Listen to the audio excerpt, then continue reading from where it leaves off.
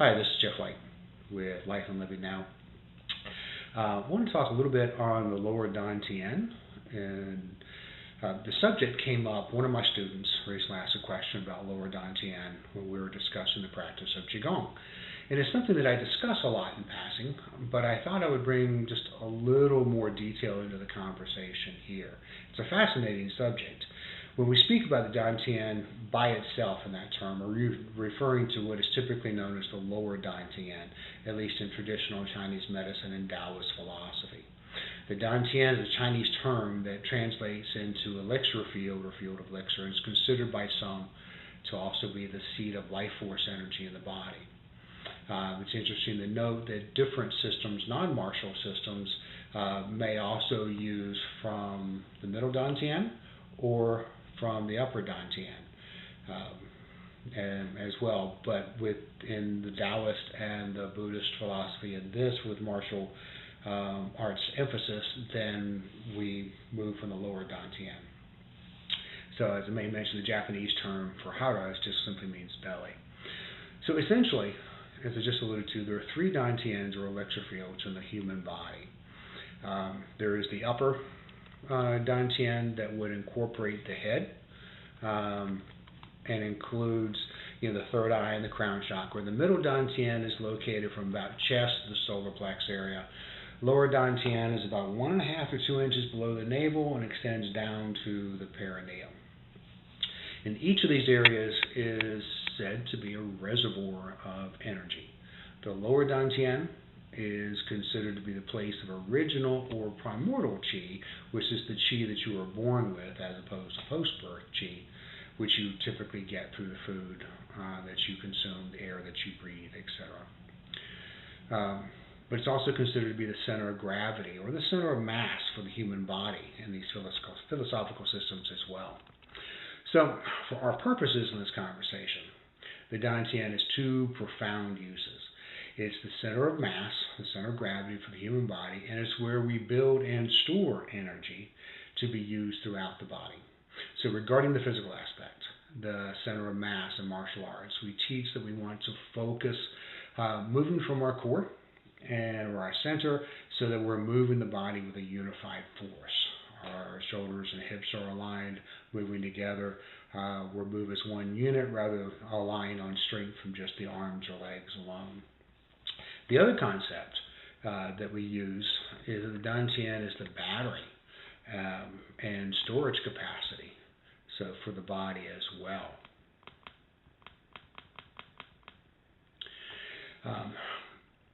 And in the storage capacities where we have our life force, our qi, it's in this aspect that I feel the lower Dantian becomes even more fascinating. By utilizing mind and breath, we build an awareness of and then an ability to increase and enhance the qi that resides in the lower Dantian. Throughout the energetic body, we have a number of reservoirs, energy centers, and channels that collect and transport this life force energy, our qi, as needed throughout the body. One of the purposes and the benefits of Qigong in itself is just that, becoming aware of, and then the harnessing of, and then the directing of our internal power, our qi. In building up qi in our Dantian, it then sends the qi into the conception governing channels that runs down the front of the body and up the back and over the head to balance and fill the energy in the connecting meridians. It's the harmonious blending of energies thought to help keep us in good health and with a calm mind. So, in this way, you could say that the Dantians are similar to the Hindu or the Ayurvedic idea of chakras, having energy centers in the body. There are distinct differences between the two concepts, but they do share the idea of energy centers in the body and a lot of other similarities.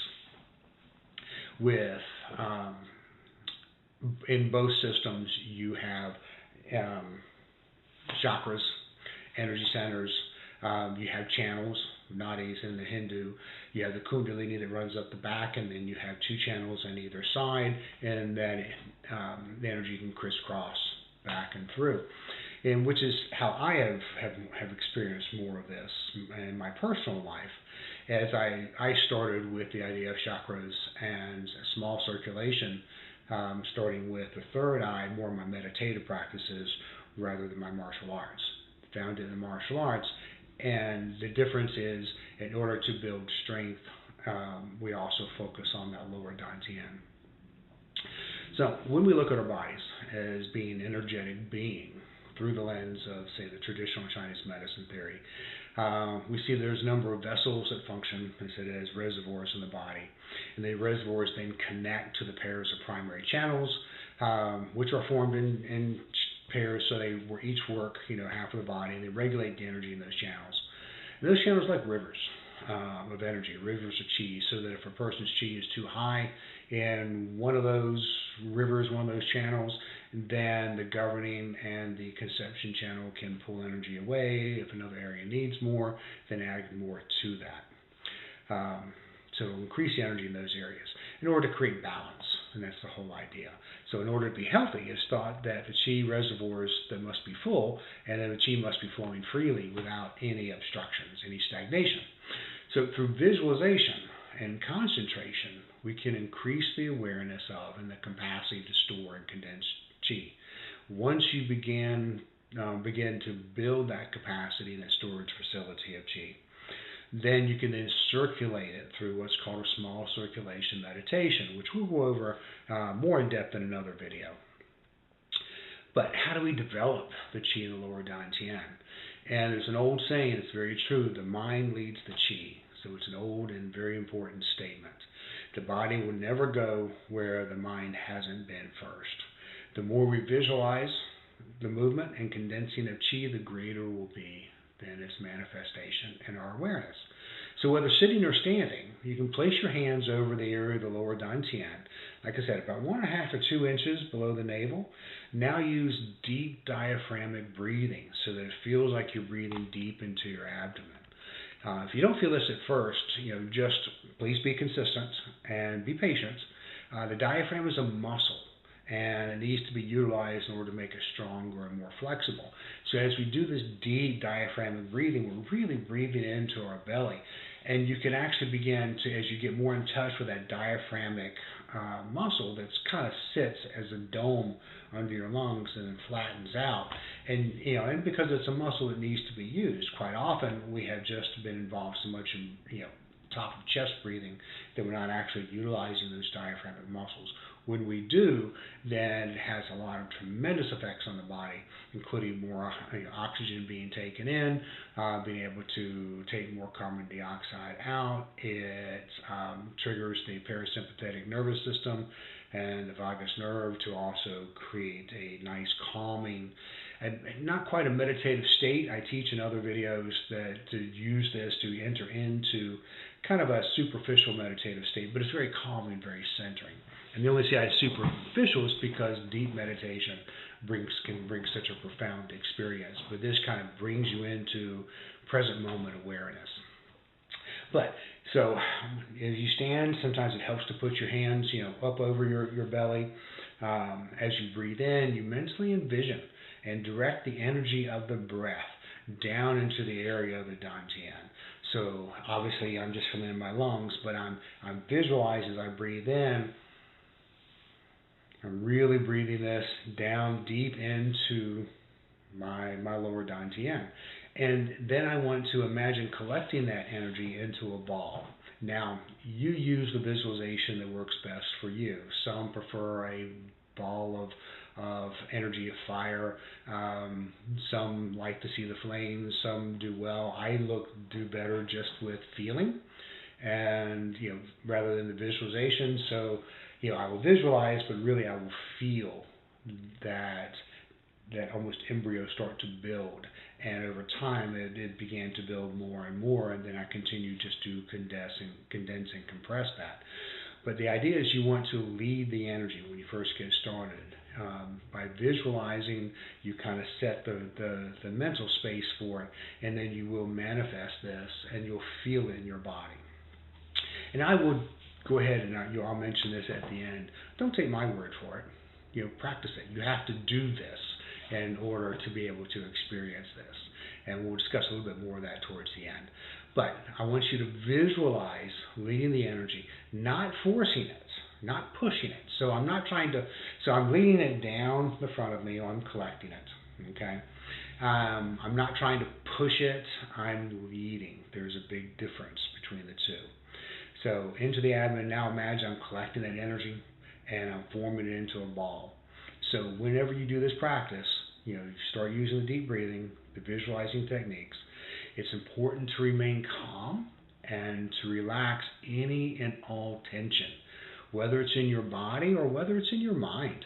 So the tension will hinder the flow of your energy, so as to be avoided as much as possible. You may find as you progress that you're able to realize deeper levels of relaxation as you uncover little micro tensions in the body, and so that you can relax.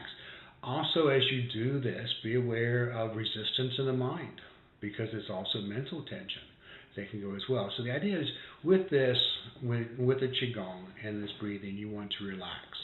I want to breathe, I want to visualize, and I'm constantly in this monitoring loop almost of feeling present moment, feeling my body. If I feel there's some resistance or some tension, then I want to let that tension go. I want to become aware of it. I don't need to add to it. I don't need to take away from it in and of itself. I put my awareness on it and I tell it to let it go, and it dissipates. So continue to work then with that deep diaphragmatic breathing and visualizing the formation of the energy ball. As I mentioned earlier, for some, they can more easily envision a ball. For others, it might be a white light. Others are not able to visualize as well, but they feel, and that's kind of for me. In that case, you feel the energy cascading, coming down the front, and forming into this ball of energy. And so, essentially, you use whatever helps you to anchor, that thought, that feeling, that concept, into you. And remember, this is your journey, so you use what works for you. So one of the keys, to practice is the quality of your concentration. So that's a big, key to this. So you want to keep your mind and to keep it as concentrated. Just think of using the mind as a mental muscle. So if you're not feeling it at first, just continue. Remember, be consistent and be patient. And your progress in Qigong, you'll find that your concentration will increase. It'll go stronger as you use it, so use it. And so really kind of in conclusion, building up your awareness of the capacity of the body to store Qi is vital to your overall health, your progress in Qigong. And if you're into the martial arts side, it's also a strong aid in your martial arts practice. So by building up and storing Qi, so you're able to balance energy within the energetic system of your being.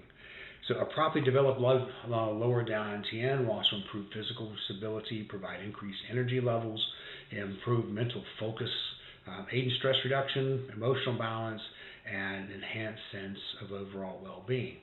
So I would encourage you to practice this. We'll talk more about things like the three treasures that comes up in Taoist philosophy. We'll discuss more small circulation, which is a meditative practice, and that I have been a fan of, forever. But I just encourage you to take the time and develop this awareness of the lower Dantian, develop this awareness of energy in your body, and see yourself as a spirit who has an energetic soul, an energetic body, and you live in a physical body. And we want to work on that, the mind-body unification. So I wish you well, and remember, this is your journey. So, don't take what I say as being gospel. Don't take what anybody says as being gospel. Try it out.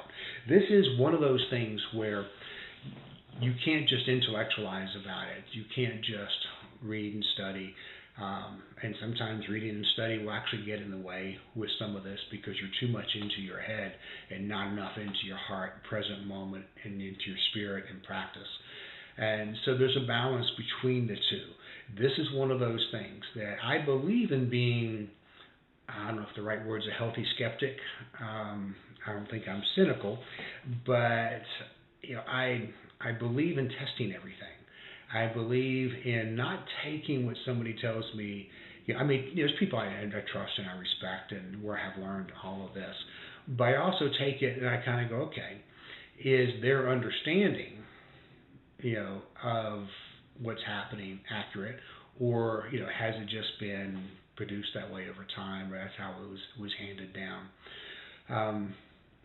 I'm a big fan of you try it. In order to try it, you have to have a certain level of willing suspension of disbelief, a certain level of buy-in to the idea. Otherwise, it won't work when we start working with this internal energy. So I'm always in this kind of trust but verify mode with a lot of this, which means my progress may be somewhat slower. I have not had a lot of in-person teachers through a lot of this within the Qigong and the meditation. It has been through a lot of reading, a lot of practice, and hours spent in meditation and Qigong to kind of figure some of these things out. But you do that on your own, and then it's what you believe. Many years ago, I had a realization that a lot of what I believed in my religion and my philosophy was what was handed to me by, parents and culture and things like that. And I began to realize that I didn't necessarily believe all of it. And so I spent about 2 to 3 years journaling, and I literally dissected every belief that I had, deconstructed it and reconstructed based upon what I believed, and I made a promise to myself that I would continue to, as I developed along my journey in meditation and at the time it wasn't Qigong, but meditation, and even in the martial arts, and later on with Qigong, and just my writings on self-realization and development, that I would not take what somebody else said as gospel, that I would try it, and I would give the good heartfelt try, and I would wait and see results. And if I got results, then I would continue. If I didn't, I would go back and see, okay, did I do something incorrectly? Was the mindset not right? Did I need to give it more time? So I didn't just say, whoop, that didn't work. I continued to figure out how I could wrap my head around the concepts, the ideas, and the practice. Now, there are certain things I found that, okay, wow, this was very true, and I incorporated that into my journey and my practice. Some things I just didn't quite either agree with, or it didn't line up for me, or I didn't feel like, I had a full understanding. I didn't trash it. I just put it on a shelf that says, could be true, could not be true, don't know. Now, if something was patently BS, then, and there's some of that when you get into the Qigong. There's a lot of craziness that happens as well. We're not going to necessarily go through, talk about a lot of that here. The important thing is you stay true on your path and always look for the balance. But trust, but verify. So go through, try it out for yourself. You do this practice and give it enough time to see what benefits that you can manifest, what benefits that you will build up and would accrue to you. And I started this in everything I did, including when my first forays into Qigong itself. When I first did it, I kind of went, this wasn't much. I didn't really see, I understood the theory, but a few of the things that I practiced just really didn't do it for me. So I went back to the books, I went back to the study, I went back into meditation, and then I started finding Qigong flows and teachers that aligned with how I understood, or could help me understand from their point of view. And then all of a sudden I would start getting into these Qigong flows and this Qigong practice, and it would be profound with the sense of calm and centeredness and the energy that I would feel. Same thing in my meditation practice. And there were times when I first started learning how to meditate, it was a struggle. I didn't have any teachers. I read voraciously, and I listened back then to tapes and all kinds of things to figure it out. Later, I did find some teachers, but in the area that I lived and grew up in, there were not many. And so a lot of this I just kind of did on my own. But, take the time, take the practice, invest in yourself, invest in your journey. Develop the lower Dantian, this idea of building this energy capacity and storage within you to be able to call on and use is very important, and you will thoroughly enjoy the benefits of it. So thank you. I would love to hear from you. If you're seeing this on YouTube, feel free to like our channel. On Life and Living Now, we're kind of focused more on the Qigong, the meditation, the internal sides of things, self-realization, self-improvement, things to help build us up as a person and make us, honestly, better people. I believe at our spirit, at our deepest fundamental level, we are one with everything. But in our day-to-day lives and our realization of that truth is what we want to come to.